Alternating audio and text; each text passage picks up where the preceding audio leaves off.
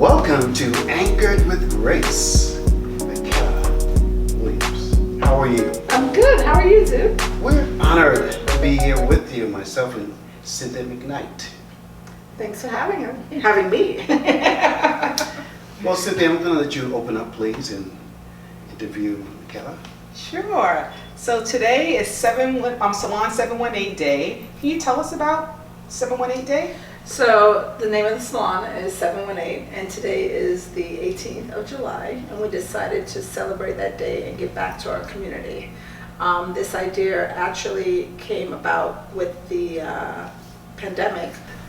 One of our co-workers, Jonathan Mateus, came up with the idea of Salon 718 to be the day that we celebrate our community and all the people who have supported us throughout the years. Wonderful. And talking about the pandemic and supporting the community, I do want to thank you, because during the pandemic, I know when your business was closed and when the community needed you, that you were there for the community. I know I'm with Community Education Council 13 as well, and we were delivering food to families that were in need. And when I shared with you that people didn't have beds to sleep on, how you went and purchased a bed, sheets, and pillows, and you was just there for us. So I really want to thank you, because you are what a community business is all about helping people in need. So thank you. You know, we truly are a village, and we're as strong as our weakest link. And I really do believe that community jumps in and helps in any way we can. I really don't think I'm the hero, Cynthia. I think you're the hero. I think you are the connector that allows this to happen all the time between business and citizens in the community. So I really want to thank you for all the work that you do. I do think that you are truly an unsung hero in our neighborhood. And anytime I get a call from you, it's a call to action. So thank you for always looking out for those kids, always looking out for our public schools, always trying to make this place a better place. Thank you. And I want to also thank you for even the work with the auctions, all the schools from PS9 to PS11 to the Dock Street 133. You provide gift certificates, products, so yes, you are an unsung hero as well. Thank you for that. So tell us about your journey with your salons. So you want the long version or the short version? So actually, I've been a hairdresser for over 30 years. I worked in a salon in Long Island for many years called Maximus Hair Salons. And about 20 years ago, I had an opportunity to move into Brooklyn. I have an aunt named Aunt Joy, who was like, Brooklyn is where you need to be. We purchased our first property on Bergen Street. And my husband had this idea of me starting my business in the basement. And I was like, you want me to start my business where? So I was like, okay, let's just try this. So he built out a salon for me. I quit my job, and a year later we were looking for space. So our first brick and mortar store was on DeKalb Avenue. 2 years after that, we were able to open up Vanderbilt. At that point, I had gotten into the Goldman Sachs 10,000 small business. Oh, wow. And my job with them, not job, but my project was to find an opportunity. And my girlfriend, Rainey Ramseur, said there's a salon on Myrtle Avenue that you might be interested in. She was friends with the owners that were looking to sell it. It was Joseph Tyler at the time, and we purchased it from them. But I think the best part of that purchase was that we got Cynthia, who was the owner, to be with us, and she still works with us on our team, and she's a fabulous hairdresser. Sometimes you can have great talent, but you just don't want to do the business, and it doesn't mean that you need to leave. You just need to partner up with the people who don't mind doing the business so you can continue doing what you love. And I always say the best part of that purchase was developing a relationship with Cynthia and still having her on our team 6 years later. From there, we decided that we wanted to go into Dumbo. The joke is I went over to Dumbo looking to see if I could buy a place, and I realized I couldn't afford a place, but maybe I could rent a place to open up a salon. And that was probably the hardest location to open. It was really hard to get through to the corporations and dealing with them as a small business. Mm-hmm. I say that I could have probably delivered 2 kids quicker than building that salon. And 6 months after we opened that, the pandemic happened. So that store we just reopened November, and it's off to a great start. And here we are. Here we are 10 years, almost 10 years later. Next year we'll be celebrating our 10th year. Congratulations. Thank you for that. Yes. You know, we really don't hire hairdressers with a following. We really try to build up our own hairdressers. We have a strong education program. And when we waver from that, we always have a problem. Our culture is really, really important to us. I believe that Salon 718 is a tool that has been given to me to really open opportunities, not just for everyone who works with me. Michaella, I'm so proud of you. Black-owned business here in Prospect Heights. Tell me, what's your gift in terms of having a business, and how much you love it, and how did you get started in terms of your own business?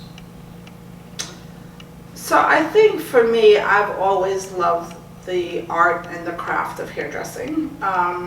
I don't really know how many parents are telling their kids to become hairdressers. And for me, I wanted to create something that would be anyone working with me would feel very proud to be a part of. So I think Salon 718 is really a vehicle that we use to have people in our community, and when I say community, I mean the beauty community, be able to have a platform where they can work, but we're really big on teaching financial literacy. For me, the gift to be able to communicate how important it is for you to understand how money works is something that we don't do in our community. So I felt that having a platform and having my own business would be great for other people to see that this is something that they can do and should do and be in charge of what their destiny is. Even though people work with me, I like them to understand it's their own business. Being behind that chair, they can make as much money as they want. I've created a place where they can be entrepreneurial within the salon. We've raised our brand that we have hairdressers working with us that make 6 figures. Because whenever you do anything with excellence, you can request more for that. May I ask you a question? Mm-hmm. So how would you get a young person who wants to start out in your business, what would you do or say to them to encourage them to get into the business? Learn your craft. And it's not just your craft, you gotta learn the numbers. A lot of times we'll follow the craft and not follow the numbers. Both of them are important. Really understand how to negotiate your leases. Really understand that being behind the chair connects you more than you could ever imagine. I met Cynthia as a client, right? And Cynthia has helped me in numerous ways.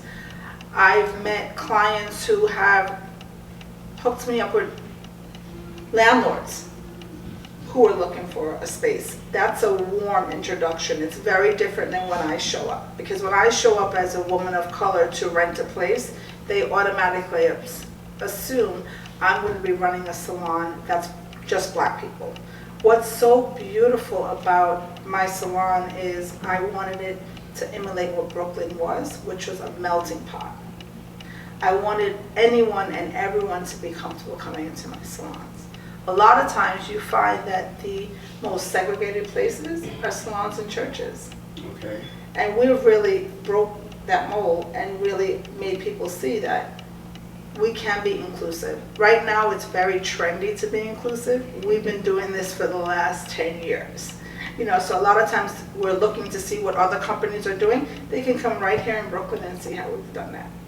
So the key word is to learn your craft. Learn your craft and learn the business. Learn business. Learn where to invest your money, how to diverse your money, how to read your contracts. And trust your gut instinct. Sometimes that's that 6th sense. I like to say it's that God sense Right. that tells us what we need to do. And anytime I go against it, I always kick myself for it. Just this week I had a situation. I said to my husband, this is not feeling right. And I went against it and I was right. Sometimes that 6th sense is a God sense.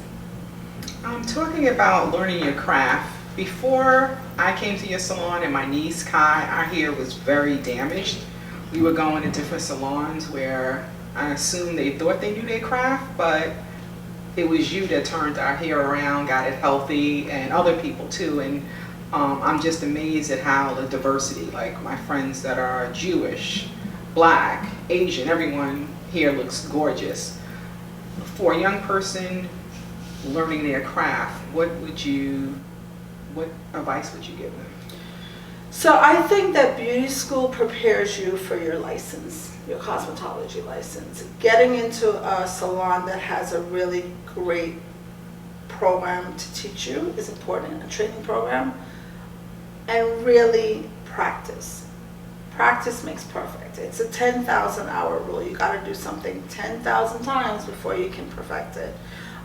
Every single one of our new hires that are assistants come out, and I really don't have my assistants cleaning and mopping and that. I mean, they do maintenance, light maintenance, but we have a full-time crew that comes in and cleans in the evening.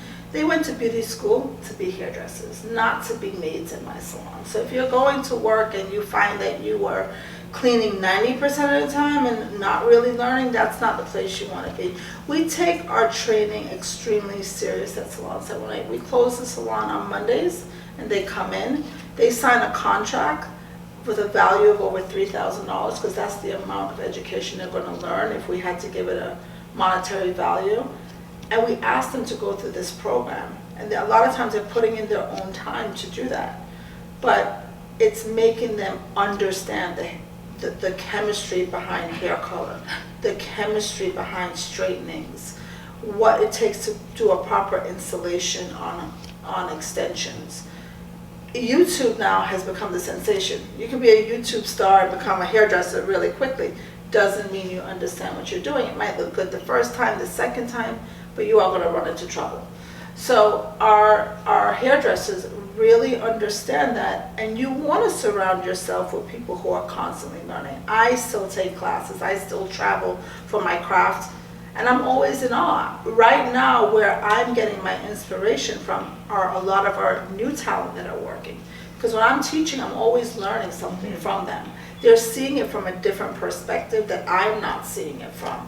So I think if you're looking for a job or to join this, look for a company that's going to invest in you.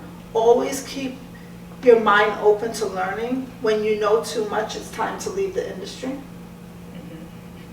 Because it's not going to be a good fit. And really, really remember, it's what you put in is what you're going to get out. Don't count your hours at the beginning, right? If you don't count your hours at the beginning, you'll be able to count your dollars in the future. Wow, what great advice. So you have to have a love for it. Yes, definitely. I would never tell you to become a hairdresser because you just think you're going to make a lot of money. Because it's not going to happen right away. Right? Can you make a lot of money? Absolutely. But you should always do what you love first. I feel money will always follow if you have that passion for it. I don't believe in chasing a dollar for the sake of chasing a dollar. You gotta love it. Yeah, our show, Anchored with Grace, is about getting people to tap into their gifts and their talents. We know that God has given everyone an innate gift. And when you find your gift, you find your purpose. When you find your purpose, it's this energy. When you have that energy that's in you, doing the things that you were created to do, it just propels. So God has shown up so many times in my life, right? I remember when we were opening Vanderbilt Avenue, and literally we were like $10,000. I needed $10,000. I like said to my husband, I'm like, we need $10,000. And he's like, well, what you gonna do about it? I'm like, I don't know, but we definitely need $10,000. Like, we need to finish this project. We need $10,000. And I remember going to bed that night and praying. I'm like, it's in your hands, boo. God, you're gonna have to figure this out. And Verizon called me the following morning to do a class for them, and they were gonna pay me $10,000. Wow. And it was like a crazy thing because they had this program for their employees where they could take like Cosmetology 101, but it wasn't really an accredited program. It was like if you liked cosmetology. It was right around the corner of our DeKalb location because they have a big office over there. And that's how I got the $10,000 to finish my store. Wow. And the blessings happen. It shows up so many times in my life.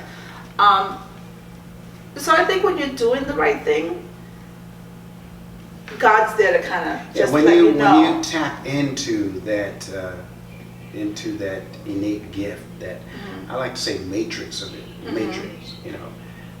When you tap into that and you drill down, you can find what you're called to do. And Absolutely. once you're in that calling, then you know things can happen. Yeah. You know the cosmos is.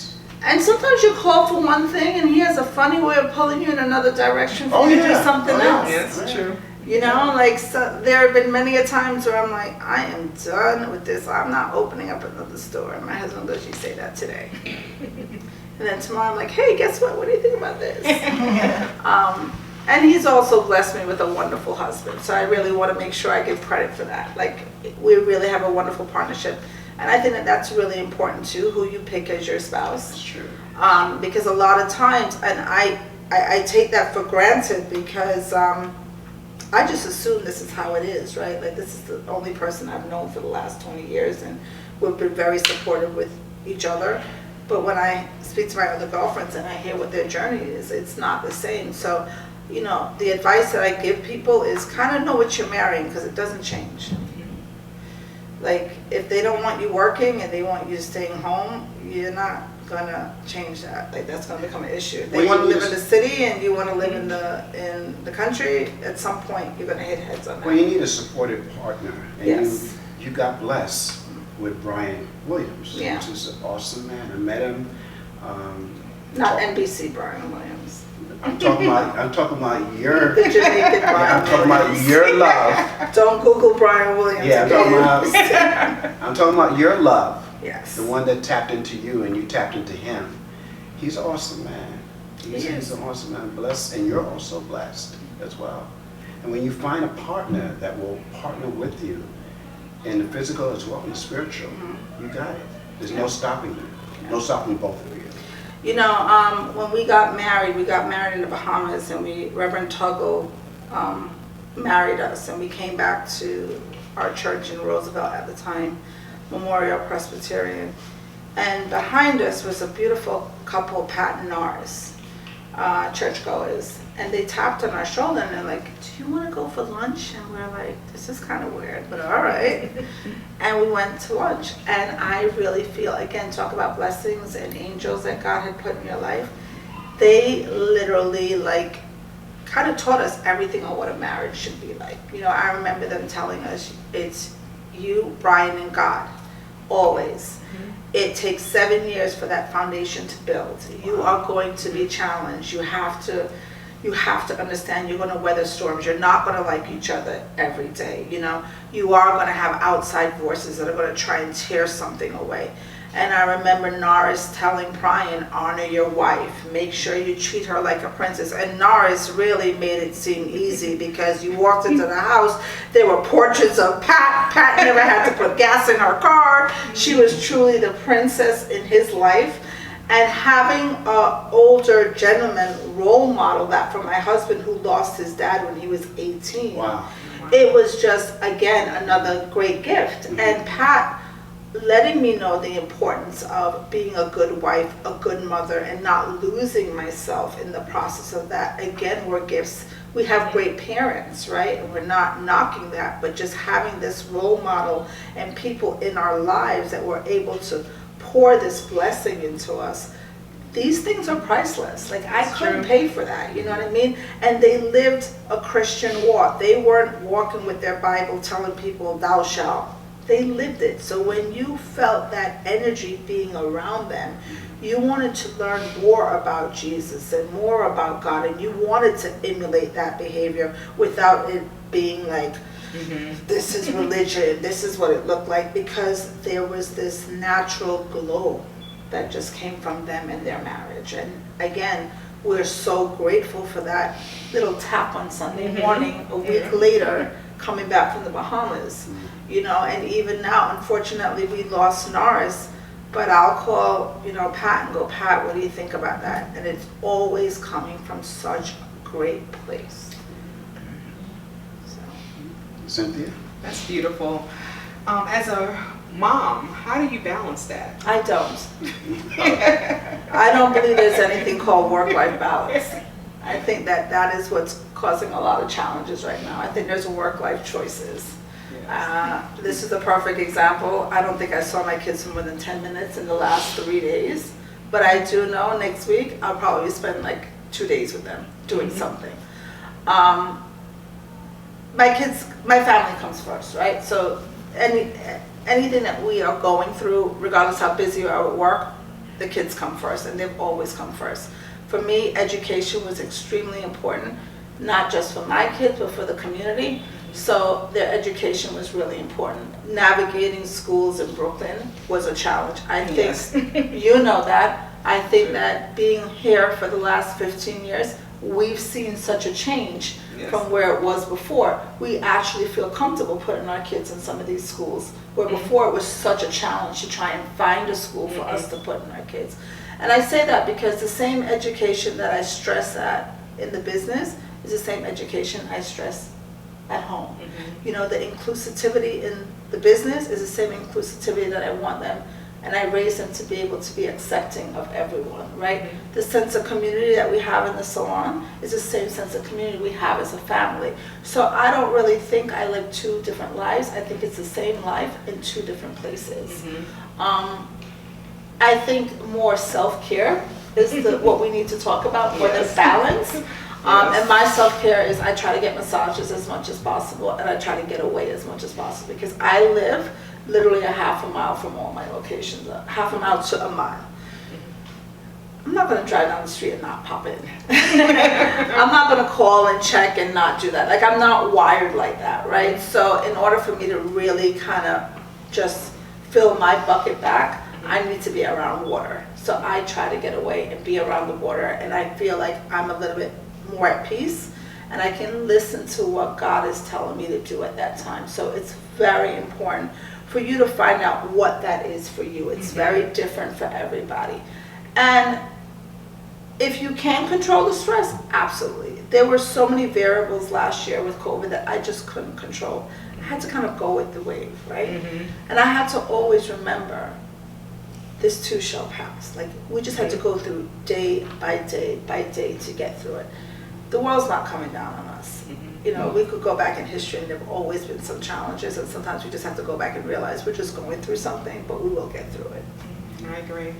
So we just had a Democratic primary. So We sure did. Eric Adams will be our mayor. Yes. Crystal Hudson will be our council person. Yes. And we have a whole new council people and politicians in office. What would you tell them that they need to do to help support small businesses in New York? So I wish they could set up some sort of a committee that they could really have meaningful conversations with us on a regular basis. You know, diversity is big right now. I would like a diversity report on businesses, especially local businesses, and how they're hiring minorities in there. Because I think a lot of times when we walk around the blocks, we have all these great restaurants, and we're really not seeing people in the community represented there, even serving coffee, right? We see all the Black Lives Matter signs, but the true way to change Black lives is economic power. That's true. And offering jobs to our young kids that need jobs. And I know that that's a challenge, right? Because it takes a little bit more patience, but we really need to kind of push more mentorship program with these younger kids and giving them opportunities. And not everyone's going to go to college, right? So I think we need to go back and look at vocational schools. I think after this pandemic, there should be some sort of program out there for high school kids to say, look, we just lost almost 2 years. Maybe some of these kids need to get some vocational training. Let's give grants out. You know, let's mentor. If someone wants to be a hairdresser, let's give them a grant, the business a grant, to have them work there for 6 months, and then they can go to beauty school afterward. Well, we welcome you. Thank you for coming on Anchored with Grace on our platform. And we just say again, thank you. We are highly blessed by having you on the show. Cynthia and I, we're just really elated to have you here. Thank you. And not only that, but Brooklyn is elated to have you. Brooklyn's home, you know.